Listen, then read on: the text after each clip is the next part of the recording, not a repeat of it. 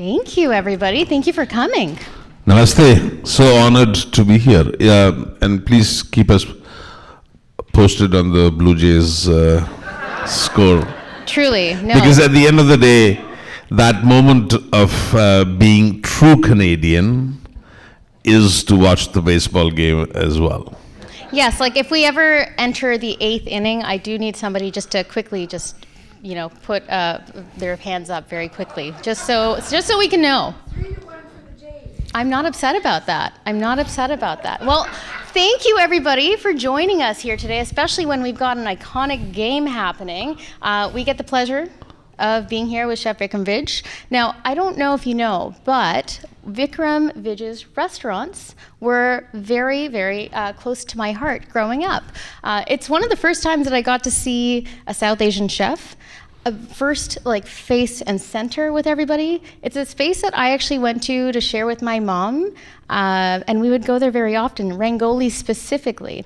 And for me personally, when I started in my hospitality journey, I saw that warmth. It was infectious, being invited in. If you're waiting, hey, you get some chai.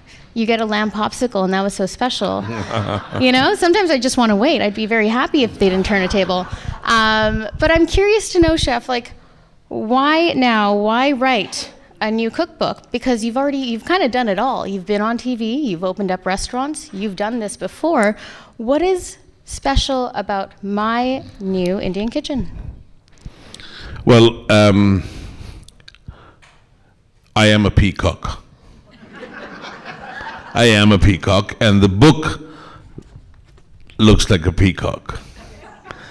And when I say I'm a peacock, I mean it with utmost respect that I always love to be the center of attention.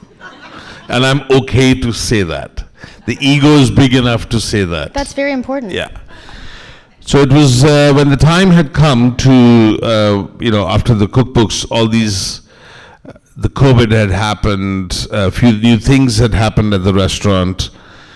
I think Jennifer and I were traveling through different parts of India and different parts. And I used to say, I still want to write one more cookbook. I'm not quite done with it yet. I wasn't quite done. I didn't want to be we wrote those cookbooks, they were great, but I wanted something new, something funky. So there's a gentleman sitting right here called Chris Labonte from Figure One Publishing, and him and I had met before. And somehow I asked Jennifer, I said, do you think we should write a cookbook together?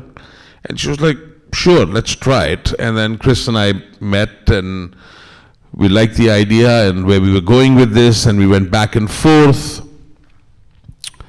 And so this cookbook is something that came about as a slow process. It wasn't fixed as such. Had we not come up with an idea or had not focused on anything, maybe this cookbook would have not been written. It wasn't a goal of ours, it was a thought that became a goal, that became a process.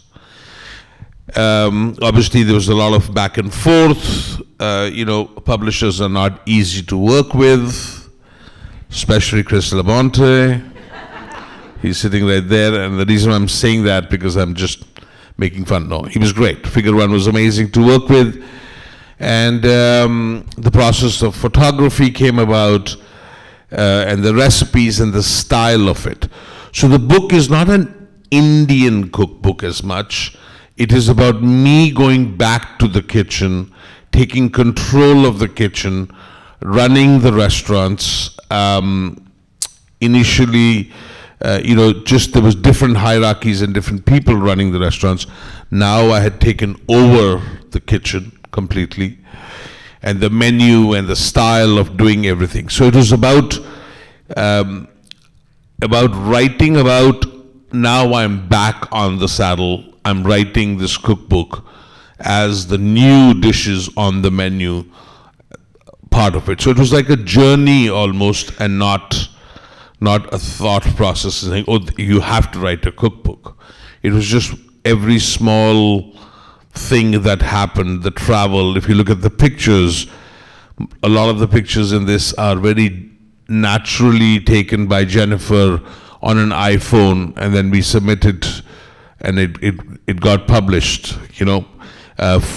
Food photography by Gabrielle was amazing, or is amazing. So it's a very approachable book to say, oh yeah, I'm of German descent. I mean, there's a schnitzel recipe in there. There's a goulash recipe in there. So there's lots of stories about small things that meant to us. Things like Pira necklaces, collaborations. So, Jennifer was very instrumental in weaving these stories and putting this whole thing together. And obviously when the time came to put the face or make the cookbook, most cookbooks usually you will have food or you would have a face of the chef on it. And we went back and forth and said, let's try something different, let's be different. And we both love these colors, and it's a peacock basically. It's arrogant, it's loud, it's in your face, it's hardcover, and it's a fun book to read and enjoy. And please do me a favor, when you cook from this cookbook, don't follow the recipes exactly. Do not. It's meant to be a guidance. I mean, you're Fijian Indian, a little bit of that, a little bit of this, and a little bit of this, and a little bit of that. Don't follow it to the T. Follow it as a spirit. Remember, we were having this beautiful conversation upstairs. So many of you have been to India and loved it. Just follow your spirit. Just follow your heart, and I promise you won't be disappointed. I love it. Now, I have a question with that, because you mentioned a lot of being in the kitchen, getting back on the saddle, but a very big part of your background is actually alcohol also. And for me... It's a huge part of it. It's a huge one. It's a yummy one, too. I've made a whole career of it. But I love how you actually have some recipes in here also, and they're coming in with the history as well of how a gin and tonic came to be. Now, if for everybody today, if they had one to take away that they need to go home and make it tonight, what would it be? And why, I should also ask, why incorporate cocktails in here? So, Vij's had launched its gin program and a vodka program. And I have always believed that when you're starting your evening, because of the fact that we started in Europe, I'll always have a cocktail. And then I'll have a bottle of wine. To be honest with you, I usually drink a bottle of wine while I'm cooking, and I drink a bottle of wine while I'm eating. I'm pretty hammered by the time I sit down and eat. I mean, it's always going to be good that way too, I know. Yeah. So I love that cocktail part, and I wanted to bring awareness that we do or should enjoy that cocktail when you're cooking. So that gin and tonic, or the Jennifer's whiskey sour, or some of the cocktails that we've created are something that I'm going to have this cocktail, and then I'm going to start cooking. And then I'll have a glass of wine with it. So there is a collaboration of Phantom Creek. I mean, that's just who I am. I'm not telling anyone that they should do that. Chefs are slightly alcoholics at times, and I'm happy to admit it. I think it's very fun. Well, for me personally, like growing up, my mother would never tell me any recipes whatsoever. I think it was a way of her making sure I'd come back home. Right. And it would always cause like a little bit of a wedge between us because I wanted to know the exact recipe. Now, can you tell me specifically, like, I know you kind of mentioned this earlier, and you're saying this right now as well, don't take it too seriously. Go with the flow. You have things in here that aren't necessarily just Indian. They're kind of a combination of everything. So the book is about the journey. So for example, the goulash soup in there. How I came to Canada was I was working in a very famous restaurant in Austria, in Lech. I was studying in Austria. I was working in this hotel. and a gentleman comes in and he wants to have something spicy. 1987-88, there was a huge amount of prejudice against Indian chefs in Austria. Most of the chefs were European. They were German, they were Swiss, they were French, they were Italian. So the chef of mine makes fun of me and says, this guy wants spicy food. I mean, he wants a spicy dish. You have to understand, pepper is considered spice in Austria. Like, it's like, oh my God, somebody's put pepper in this dish. What's wrong with you? Sorry. So, they asked me to make a dish. My mom had given me some garam masala, some spices, and I took some of that goulash soup that was there and made that Indianized version of it. I made an Indian version of that soup and I sent it out. Few minutes later, I get a call, my maitre d' comes and says, that gentleman wants to see you.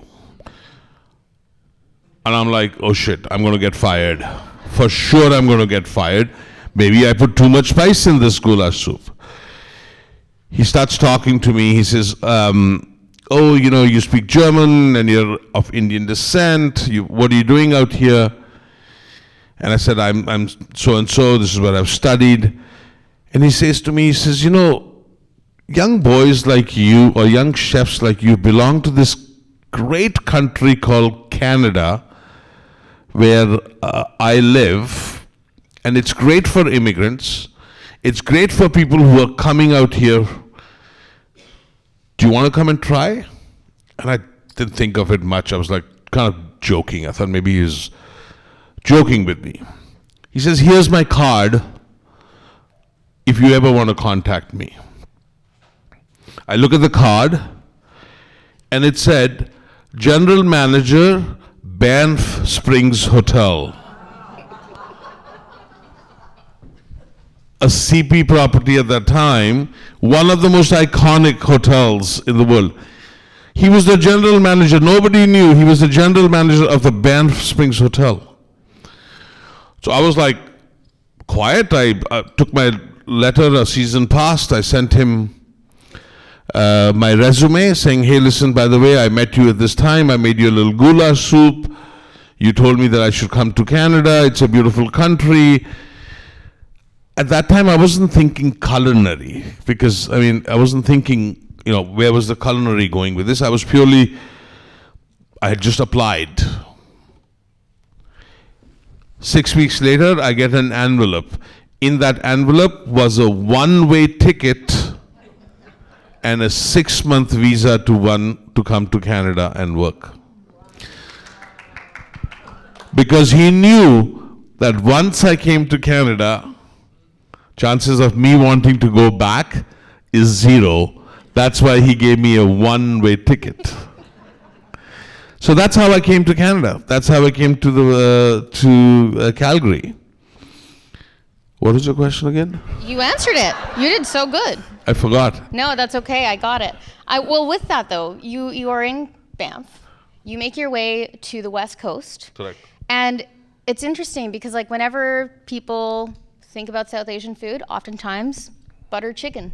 And there's such an interesting thing with, I would say, like the progress of South Asian food in the Western world. A lot of it has been, you know, cooking to cater to somebody else's palate, looking at that spice level. How do you want it?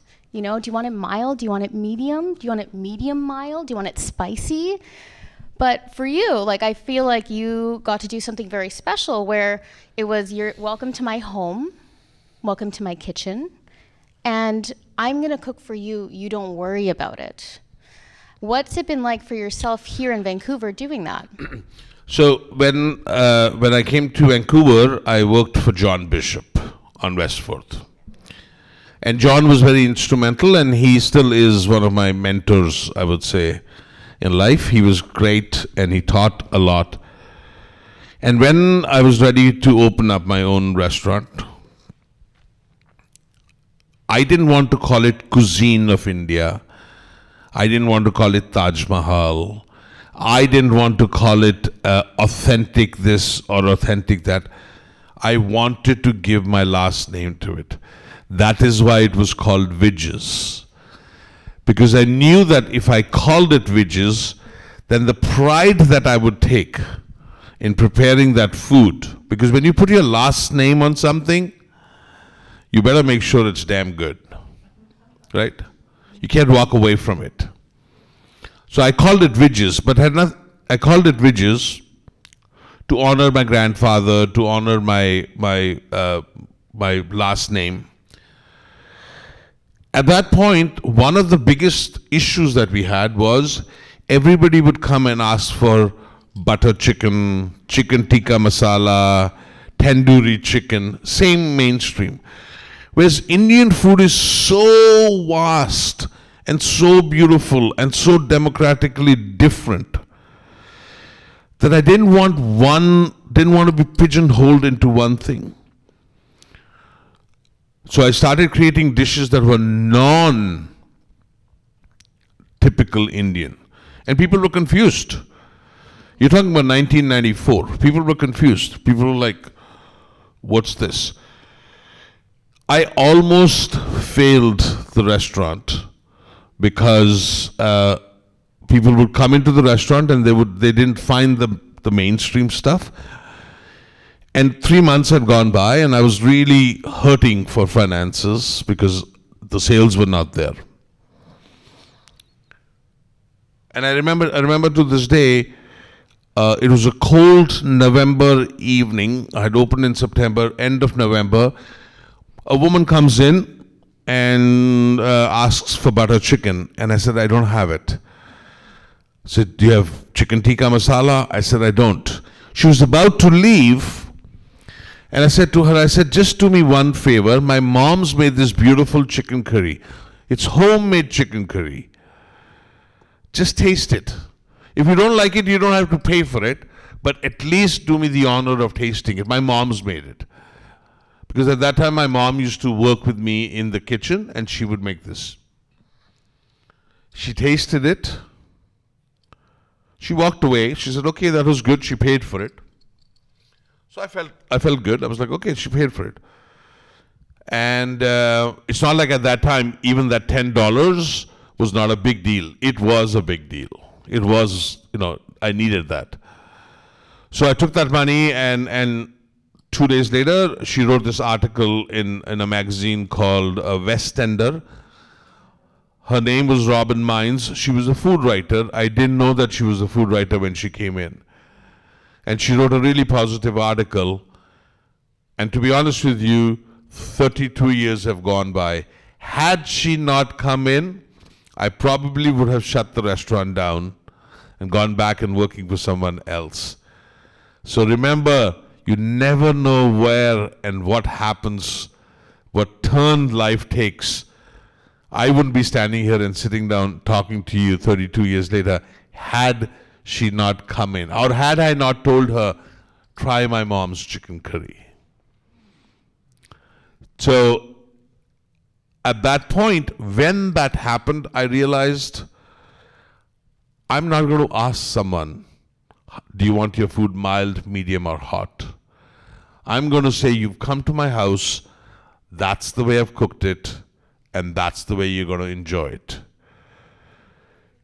You don't go to a French restaurant and say, oh, can I have some little extra wine in my mushroom curry, mushroom sauce? I would love a little extra wine. I know, but I'm just saying is you don't ask for that. You just expect that the chef knows how much sauce there should be, how much salt should be. Same thing with Indian food. I, as a chef, should know how mild that dish should be. If I'm making a butter chicken, then it should be in a certain way. If I'm making a chicken vindaloo, then it should be a certain way.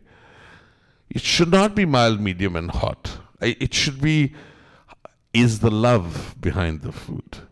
Is the passion behind the food? Is this person feeling that they have done the best and they've tasted the food while they were cooking? That's all that matters to me.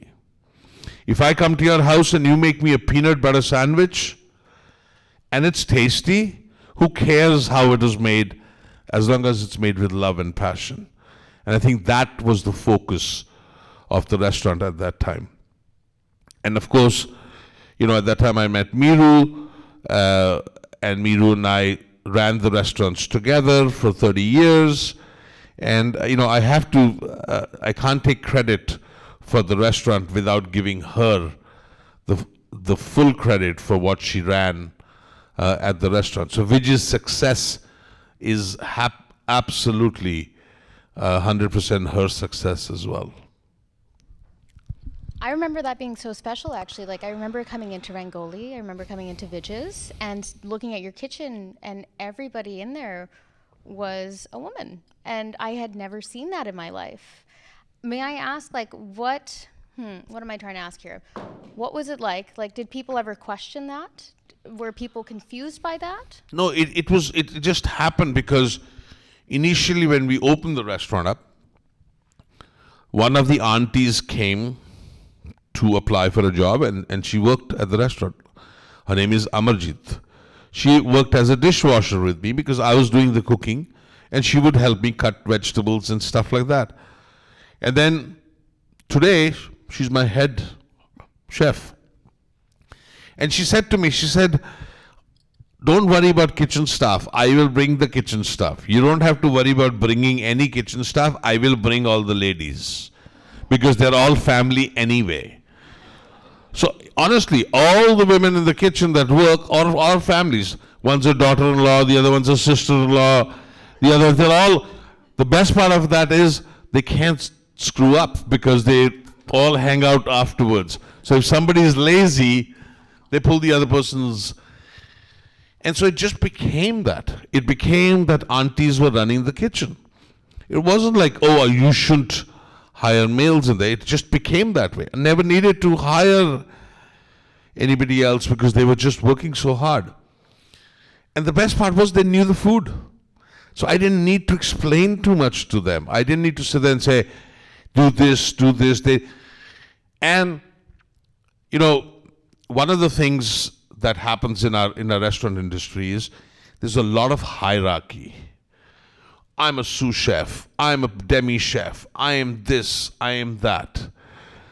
And when I was working at the Banff Springs Hotel, that was very prevalent at that time. I'm the executive sous. I am the second sous. I am the chef de partie. So when we opened the restaurant up, or when I opened the restaurant up, I said, that is one thing I'm going to get rid of. Hierarchy. I'm going to say everybody's equal. Come work. You make chicken, you make lamb, you make the vegetables, you make the rice. And everybody made that. There was no hierarchy. So those women that are working in the kitchen, even till today, they don't have any designations. They just know what they're supposed to do. Everybody's given a list. She makes those lists beautifully, and it gets assembled and gets served. There is no hierarchy in the kitchen. So it was all the things that had gone through my mind being a chef, all the prejudices, all the bullying, all the way of talking is exactly what I wanted to do at Vij's or not do at Vij's. I wanted to get away from it. And Miru and I at that time, the philosophy we agreed on that philosophy of equality, of welcoming, of sharing, of saying to people, come and enjoy. So the women in the kitchen are the backbone of Vij's, even today. Without them, I'll be honest with you, the fact that I'm sitting right here on a Wednesday evening, just chilling out, acting like a peacock, is because they are the ones who are working extremely hard in the kitchen right now, toiling so hard. So I want to give a shout out to them because without them, I wouldn't be here. I love that. Thank you. Now, I would like to ask as well, because not only do you see that in the kitchen, but you also see that with the wines that you're producing. You're working with some really interesting South Asian producers as well. And not only are you, just highlighting some wine pairings, you're actually making wine as well. Can you tell me a little bit about why Kismet? So I'm actually really proud of you, Shiva, that you did the WSAT program and did the wine thing. I really am actually really proud. thank I mean, we were chatting in the back, and so 30 years ago, obviously there was no wine with Indian food, right? Nobody paired it. You came in, you had a beer, everybody thought Kingfisher was the way to drink with Indian food, or you would drink, gin and tonic, or you drank a scotch, and nobody thought of it. And I really wanted to pair my food with wines. And the reason I wanted to pair is I used to say, well, if the French can pair their wines, food with their wines, and the Italians can, that you say, oh, there's mushrooms here, so I'm going to drink my Sangiovese, and here's steak, and I'm going to drink my Bordeaux Reds. Why can't we Indians do it? Why can't we Indians do it with the Indian food? So I got the sommelier program.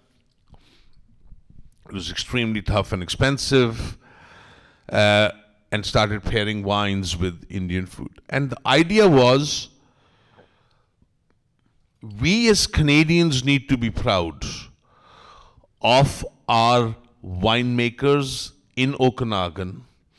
We as Canadians need to be proud of our winemakers from Ontario. We as Canadian chefs need to be proud of our produce that comes from Fraser Valley and our produce that comes from the farmers. We as Canadians need to be proud of our backyard, what we have. Because if we are not proud of it, nobody else will be. And that was the philosophy, to give chance to the local wineries, whether it's Kismet or Poplar Grove or Blue Mountain at the time, or La Florence at the time, or Phantom Creek now. We need to support our winemakers and our chefs, our farmers and our fishermen to produce beautiful food and wine so that they can improve on their quality of it. So we as Canadians need to be proud of what we have. So the collaborations are predominantly saying, this is in my backyard, this is what I have, this is what I can bring to the table. So what if it's not perfect? Who cares? Who cares if it's not the most perfect Sauvignon Blanc? I'll drink it. You think the French got there because they knew exactly what happened? No. They were so arrogant, they were like, I'm from Rhone, I'm not going to drink wine from Bordeaux. That's how that happens. The arrogance, I keep bringing this up, arrogance to be confident and say, this is what I'm going to do, is what the most important thing in life is. Say, I'm going to do it. Screw you that you don't like it. If you don't like it. I mean, that's exactly what the book is all about. It is a peacock, basically. For the book, if there was something that you want everybody to take away today, what would it be that we missed? I'm going to keep talking while you drink the water. For me, what I'm going to take away is the goulash that you made. I like that you made a twist on there and made it very traditional. You have things like the French onion soup. Correct. But for folks today, if there was one thing to choose from here, or even like a principle, an idea, what is it that you want people to leave today with? So there is a recipe in here called venison biryani. So biryani is traditional Indian recipe. And there is a recipe, the recipe calls for venison because the cookbook is going to be available everywhere else and everybody can't do it. But at the restaurant, at Vij's, I use alpaca. You know what alpaca? Yeah. Alpaca, the llamas, the cute little animals that run around. So there's a farm in Langley called Kensington Prairie Farms, and she has this beautiful farm. It's a petting zoo, Monday to Friday.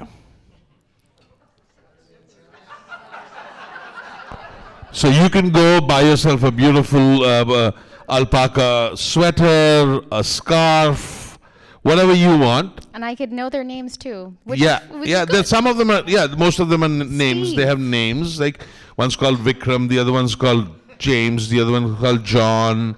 They all have names. So I asked her. I said, "How do you decide which alpaca, to remove? I mean, you have alpaca meat. She gives it to me. Like, what happens?" She said, "Do you really want to know?" I said, "I know. I really want to know." She said, "What happens is, I watch the herd Monday to Friday.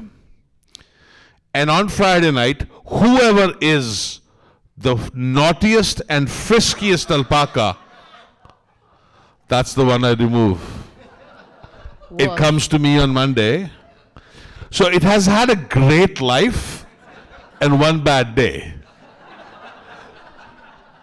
That's how it goes. So when I talk about it, using local meats, if you live somewhere and you see a venison biryani, if you can't find venison, get your local animal, local beef, local chicken, whatever you can.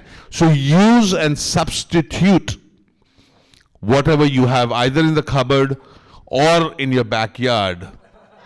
The naughtiest. The naughtiest. The alpaca. naughtiest and friskiest. Okay. Yeah, you're right. There was another word that she used. She said horny. She said naughtiest, friskiest, and horniest alpaca is what gets removed. I was like, great. That's good. It's a gift that keeps giving. Yeah. Love it. Wonderful. Now we will be opening up the conversation to our lovely audience. Before we do that, though, is there anything that you feel like we may have missed that you'd like to share?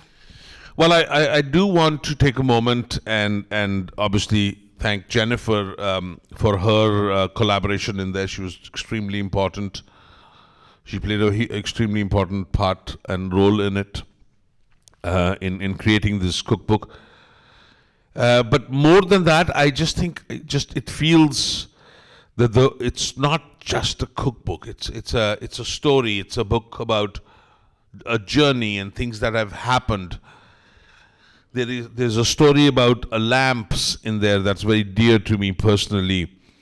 So all the stories that have happened over the years of 30 years are in this book. I wouldn't say they are in this cookbook. I would say they are in this book.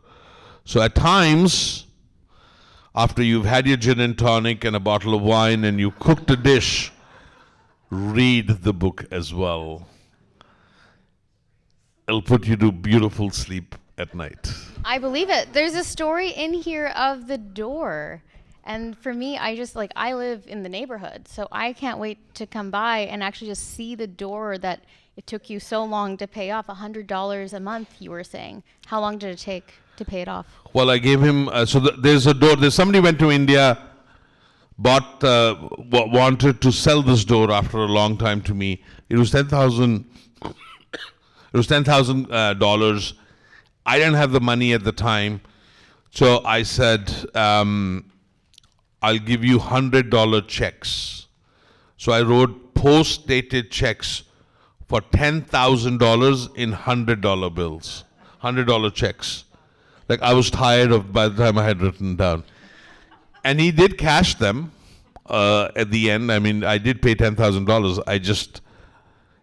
So that's the story about it in the door, or the lamps, for example, or our collaboration with Phantom Creek on the winery, or Kismet Winery, for example. I mean, I'm also really proud. I want to give a shout out that Manpreet Dhaliwal is doing a fantastic job of creating great wines at Kismet Winery, and she's the first Indo-Canadian female winemaker. And we should be just so proud, because it shows that when you put your heart and your mind and your soul into something, the color of your skin doesn't matter. You can do whatever you want to do and however you want to do it. I love it. Well, thank you. Now it's time to do this. Now, if you have a question, feel free to put your hand up. I can pick you, or if it's, if something's on your heart real loud, you can also just say it out loud too. Would anybody like to begin? Questions? Hello. It's so funny you say this, because at the time, when my daughters were going to L'École Bilingue, they didn't want to have anything to do with Vikram Vij or Vij's. They didn't want to have anything to do with it. They were like, Papa, stop.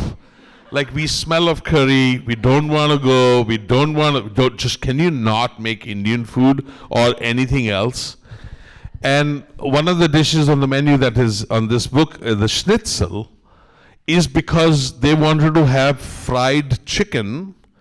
And I was like, no, I'm going to teach you how to make it. So we went to the Granville Island market, bought the chicken, got the schnitzel, flour, eggs, breadcrumbs, and made it real chicken schnitzel. So for school, when that time would come that they'd be like, Papa, can we not have the chicken curry? Can we have anything else? Can you make anything else? But we knew that the parents wanted the chicken curry. So we would make that chicken curry. And I would hear about it from my kids afterwards, like really, everybody really liked that chicken curry. I was like, well, what's wrong with it?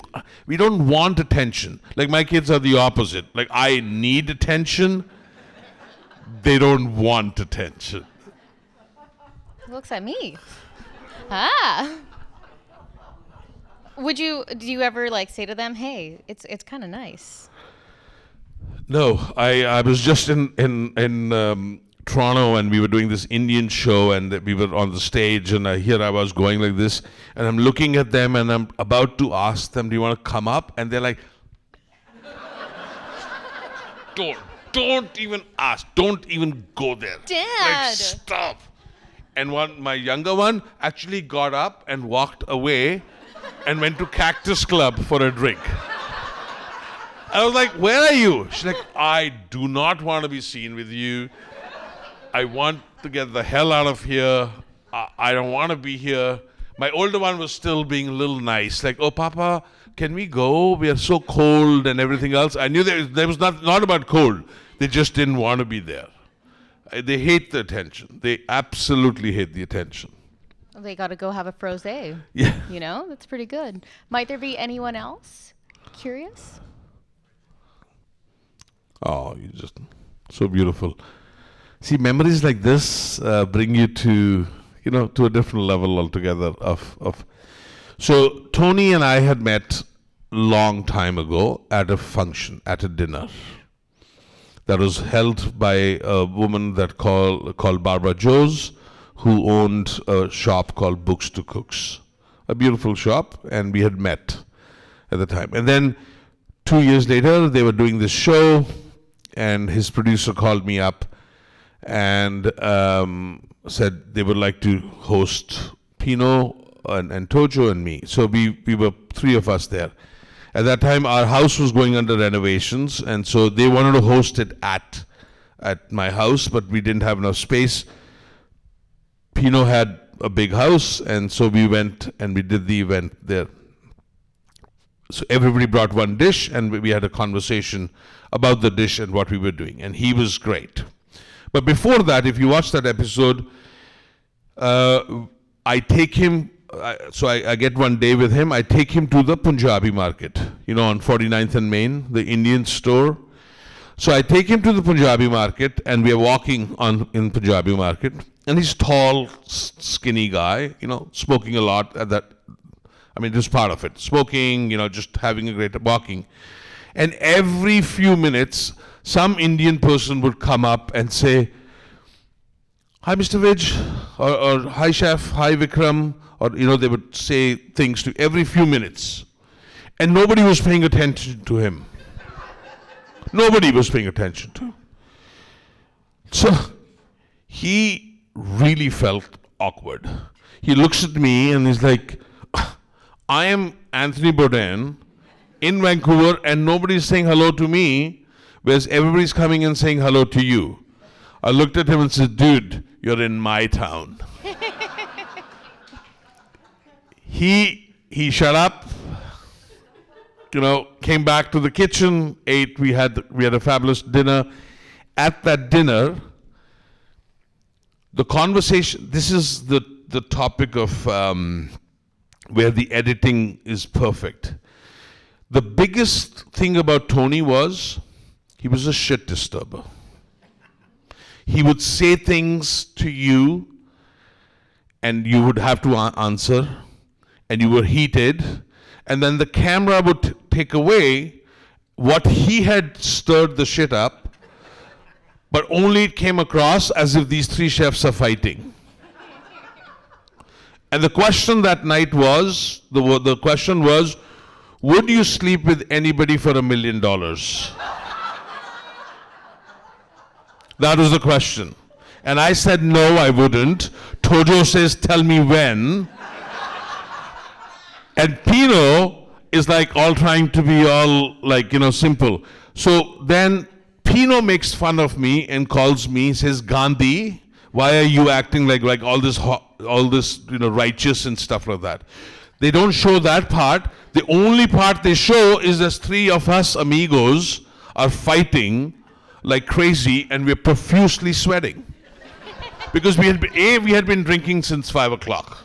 So this question was put at like 11:30. So 6 hours of heavy drinking, your emotions are going nuts, and then he throws this bloody question on us, and we have to answer this question.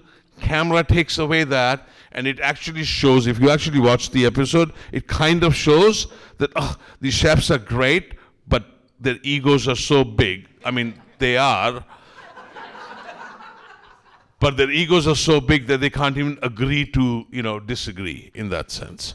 So that was his art. The basic art that Anthony Bourdain had was that he was such a great storyteller. He could travel. His palate was insane, amazing. In spite of all the smoking and drinking he did, his palate was absolutely amazing. He could eat something and say, oh my God, this is from so-and-so, because of his traveling. And this is what I tell people. Traveling is the best form of broadening your horizons. Go to different parts of the world, experience food from different parts of the world, and you will absolutely build tolerances towards why a Chinese person does this, or why a Japanese person does that, or why an Indian person does that, or why does a Filipino do that, or why does a Muslim person do that. Traveling is the best form of broadening your horizons. And it builds tolerances. Imagine you go somewhere to a new country and you break bread with that person. It builds tolerances. It brings you together. Breaking bread with the person that you don't know is the best form of building a bridge towards friendship. Remember, cuisines or food and music will solve the problems of the world. Not the guns, and definitely not the politics. And it's proving right now. Thank you. Thank you. I have time for one more question. Ooh, I love it. Vikram, hi. I'm originally from Peru, so thank you for showcasing alpaca. I'm actually going to Peru next spring again. This is the second time I'm going. And guinea pigs and alpacas are the best things that you can eat in Peru, and potatoes, obviously. Are you from Cusco or from Lima? From Lima, but my family is from all over the Sierra, the Andes. Yeah, beautiful. Okay, so I have believed this, that cuisines are like rivers. Like the Amazon always moves, changes its shore. I don't know, has anybody been to Amazon? You've seen, right? How it changes every Few years it becomes this. It moves, right? I was with Inca at the Inca Terra, the resorts in Peru. When you go over Cusco from the other side, the Amazon, it's beautiful. I mean, I ate piranhas, small baby piranhas, beautiful grilled piranhas in the back, gorgeous. But cuisines are like rivers; they should constantly flow. They should never be stagnant. Like music doesn't have any boundaries. Cuisines should not have any boundaries. So what if you come to Canada and you are adding little less spice to an Indian curry or little more lemon juice to your... You're just adapting yourself. We as immigrants have done that for thousands of years. We adapt ourselves to where we are. Not only just immigrants. Even if you're from here to Ottawa, she adapted herself to living in Ottawa and being part of the culture of where she was. So we as human beings do this.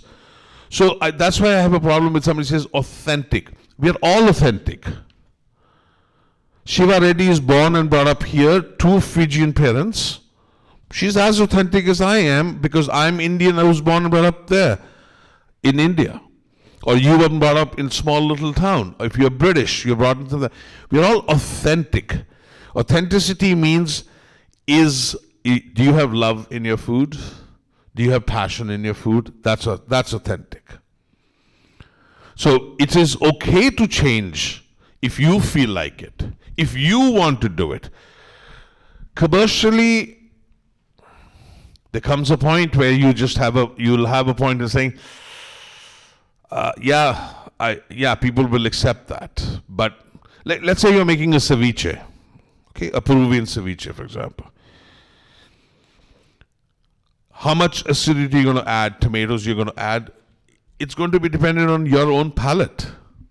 And if your palate loves that extra salt and that extra lemon juice in a ceviche, then you should do it. Don't change it because somebody else is saying it's too salty. It happens to me all the time at the restaurants. Go on social media, there's a lot of negative stuff written about me. Lots. Like Vikram Vij doesn't know how to cook, Vikram Vij is this, Vikram Vij is that, what does he think of himself? This is not authentic. And I look at them, I'm like, screw you. Yeah. Like, I'm not going to sit there and change myself. I live in a great country called Canada, where I can have nose rings and toe rings and piercings in wrong places and get away with it. I don't need to be part of the melting pot. I can be that fabric in this beautiful fabric or beautiful carpet which has its own colors. I don't need to become yellow. I don't need to be part of the melting pot. I can be who I am. And I think that is what we should celebrate as Canada. Thank you. I say this with utmost love. I come from the largest democracy in the world called India, but I live in the best democracy in the world called Canada. Thank you. I think we've all gone above our conversation. Only 1 minute. You're Only by a minute? You're perfect. Great. What's the score? Yeah. Okay. 6-1. Woo. Whoa! Yahoo! What a night. What a night. What a night. What a night. Well, thank you, Chef. Shivaji, namaste. Thank you. Namaste. Thank you, everybody. As you know, we will have the purchasing of books on this side and a little signing on this side with Chef. Please feel free to mingle and hang out afterwards. And thank you, everybody, for joining us. Not for too long because I need a glass of wine. Me too.